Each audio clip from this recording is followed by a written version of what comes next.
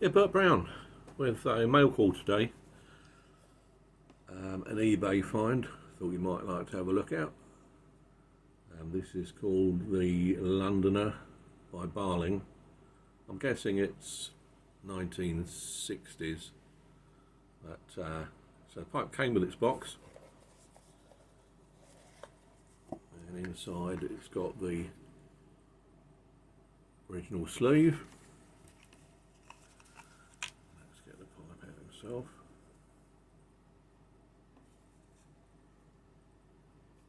Here we are. It's African meerschaum. Lovely condition, old for new stock. Had been smoked, but very, very lightly.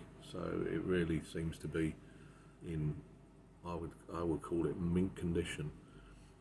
Now the only issue with it, and I did know about this before I bought it, was a tiny crack. I'm not sure whether the camera will pick it up. Underneath we've got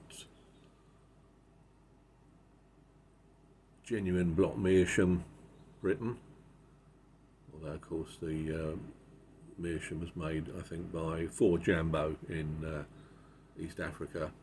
But just along here there's a tiny hairline crack, which I know can be terminal in the case of some of these meerschaums, but it doesn't look too serious to me. I've just used a little bit of epoxy glue in there to stop it from spreading. I think that's going to do the trick.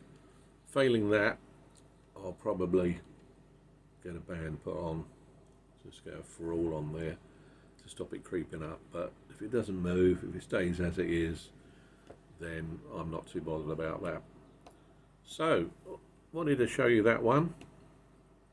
They're lovely smokers, these. I do like my African meerschaums, as you know. This with the staining around the rim there.